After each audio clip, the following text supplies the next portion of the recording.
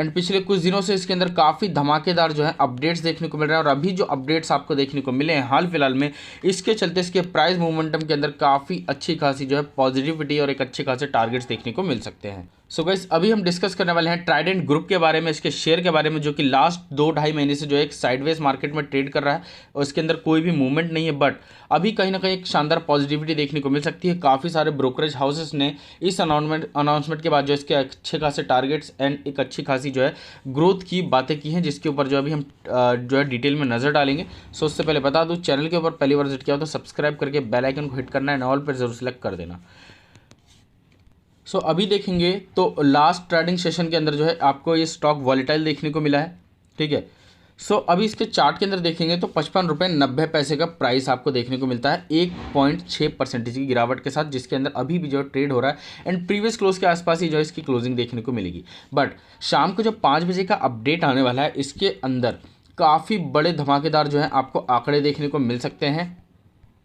And इसी वजह से जो है मार्केट की गिरावट के बाद भी अगर आप देखेंगे तो मार्केट के अंदर जो है आज करीब 1% तक की गिरावट देखने को मिल चुकी है। लास्ट 5 डेज़ की बात करेंगे तो स्टॉक का मार्केट काफ़ी पॉजिटिव थी, लेकिन 2-3 दिनों से जो है वापस से वॉलेटाइल होती दिखाई दे रही है। बट उसके बावजूद आपको ट्राइडेंट लिमिटेड का जो परफॉर्मेंस है ये आपको पॉजिटिव ही देखने को मिलेगा। कोई खास इसके अंदर गिरावट नहीं है, चाहे आप लास्ट 5 डेज़ की बात करें या लास्ट 1 मंथ की बात करें। स्टॉक जो है साइडवेज है और एक अच्छे खासे पॉजिटिवनेस ही देखने को मिलती है, भले ही रिटर्न कम है।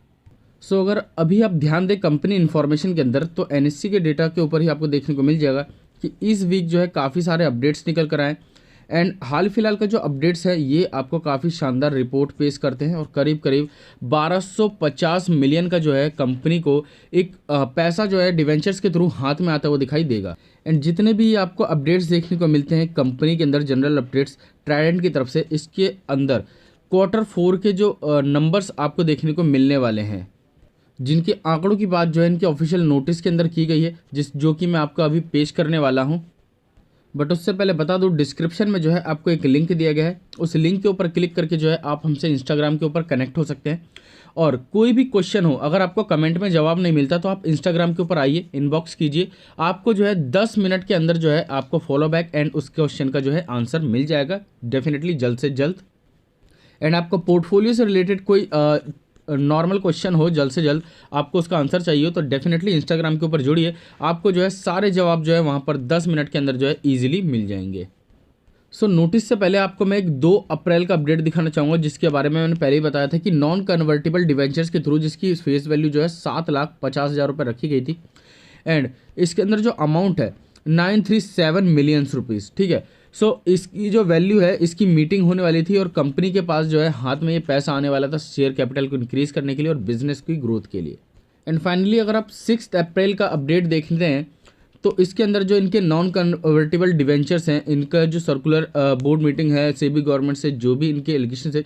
या जो भी इनकी जो रिक्वायरमेंट थी, अलॉटमेंट थी, ये सब जो है पूरी होती हुई देखने को मिली है। और 1250 सीनियर मेंबर्स के थ्रू जो है सिक्योर किया गया है, और 937 मिलियन, ठीक है, 937.5 मिलियन, जिसका अगर आप वैल्यू अगर आप देखेंगे तो 7,50,000 रुपये के फेस वैल्यू से रखा गया है नॉन कन्वर्टेबल डिवेंचर्स के थ्रू, जो कि 2 साल के बॉन्ड के साथ देखने को मिलता था। और इसका पर एनएम रेट देखेंगे इंटरेस्ट के साथ तो 6.83 के आसपास देखने को मिला है, जिसके अंदर सेमी एनुअली जो कंपनी का प्रॉफिट है ये आपके सामने है 9,375, जिसकी आइनर वैल्यू की बात करें तो आपको 1250 मिलियन का जो है अमाउंट इशू होता हुआ दिखाई दिया है। मतलब सीधा सीधा देखें तो कंपनी के हाथ में 1250 मिलियंस का जो अमाउंट है ये आता हुआ दिखाई दे रहा है नॉन कन्वर्टेबल डिवेंचर्स के थ्रू, जिसका अलॉटमेंट जो है 2 ईयर्स का था, और ये कंप्लीट होता हुआ दिखाई दे रहा है और हाफ के अंदर ही जो है काफ़ी अच्छा खासा बन चुका है। एंड अभी हम डिस्कस करें ट्राइडेंट के अंदर जो कन्वर्टेबल डिवेंचर्स है, इससे जो है 1250 मिलियन का जो अमाउंट आने वाला है, इससे देखो डायरेक्टली फ़ायदे की बात करें तो रिटेल इन्वेस्टर्स को भी होता हुआ देखने को मिलेगा, क्योंकि Q4 के नंबर्स के बाद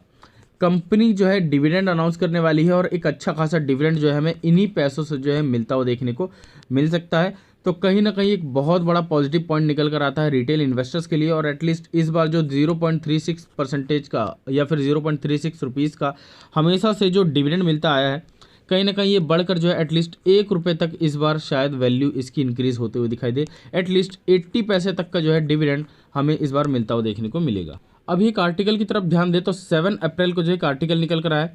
are robust financial driving the recent rally in Trident, और इसकी जो एनालिसिस है इसकी बात की गई है कि आने वाले फ्यूचर परफॉर्मेंस कैसा हो सकता है। तो ट्राइडेंट जो है कंसिडरेबल 16% ओवर पास्ट मंथ के अंदर जो है स्टॉक देखने को मिला है और एक अच्छी खासी जो कंसोलिडेशन हो चुकी है। And definitely long term basis पे यूजली स्टॉक जो है काफ़ी अच्छी खासी परफॉर्मेंस दिखा देगा, इस बात का जो है कन्फर्मेशन है। फिलहाल अगर आप इसके रिटर्न एनालिसिस की बात करें तो रिटर्न ऑन इक्विटी जो है इसका भी करीब 20% का निकल कर आता है। रिटर्न ऑन इक्विटी के साथ कैपिटल एम्प्लॉय की बात करें तो फाट बेटर है, एंड इसके साथ साथ जो इसके अंदर आपको इन्वेस्टमेंट करने के लिए काफ़ी अच्छा खासा मौका मिलता है। फिलहाल अगर आप इसके री इन्वेस्टिंग के थ्रू अगर आप देखें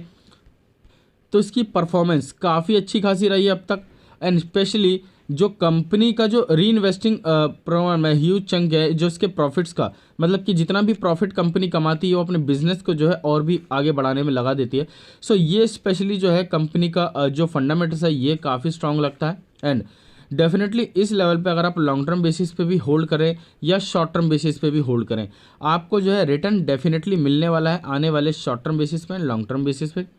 तो ये एक नुकसान का सौदा बिल्कुल नहीं होगा अगर आप इसके अंदर एंट्री लेते हैं, ठीक है, चाहे आप इस लेवल पे लें। डेफिनेटली अगर स्टॉक वापस से 47 रुपीज़ के आसपास आता है तो एक बहुत बड़ा मौका आपको वापस से किस्मत से मिलेगा, बट मुझे नहीं लग रहा पर्सनली आप इस लेवल पे जो है डेफिनेटली एंट्री ले सकते हैं। अगर थोड़ी बहुत भी गिरावट होती है तो बाय ऑन डिप कर सकते हैं, ठीक है। इससे आपका एवरेज भी डाउन आ जाएगा और आपकी इन्वेस्टिंग जो है ज़्यादा हो जाएगी, जिससे आप प्रॉफिट जो है और भी ज़्यादा निकाल पाएंगे बिना किसी डर के, बिना किसी चिंता के। बाकी कंपनी जो है एक अच्छे खासे फंडामेंटल्स के साथ साथ अच्छे खासे प्रोज भी रखती है, अच्छे खासे डिविडेंड जो है कंपनी लगातार पे आउट करती आ रही है, और सबसे बड़ा पॉइंट कंपनी इंडिया के अंदर नंबर 1 है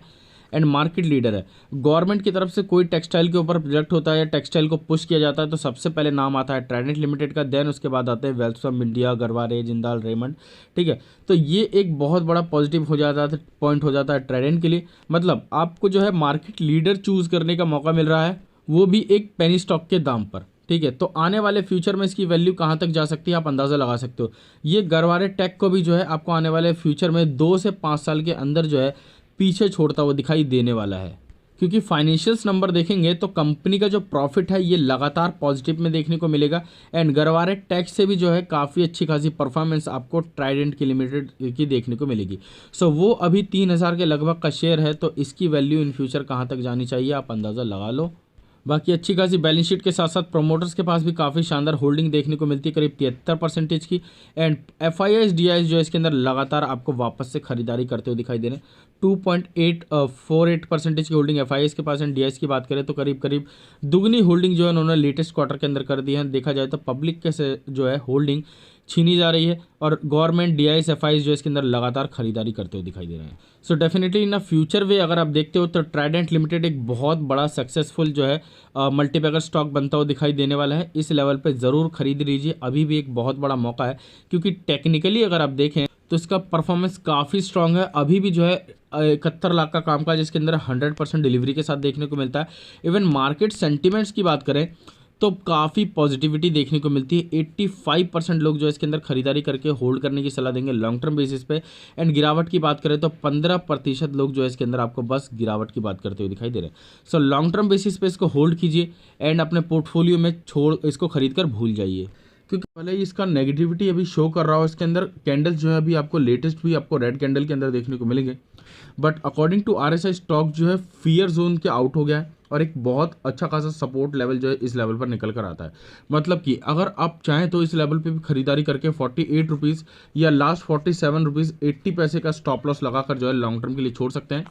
क्योंकि गिरावट की बात करें तो लास्ट इतनी ही होगी, बट प्रॉफिट की बात करें तो 85 रुपीज़ टू 95 रुपीज़ के टारगेट जो है आपको 1 महीने के अंदर अचीव होते हुए दिखाई देंगे। और Q4 का नंबर्स आपको Q3 के मुकाबले थोड़ा भी आपको शानदार या पॉजिटिविटी के साथ देखने को मिला, तो आप मानकर चलिए एटलीस्ट 120 रुपये से 150 रुपये के लेवल आपको इजीली क्रॉस होते हुए देखने को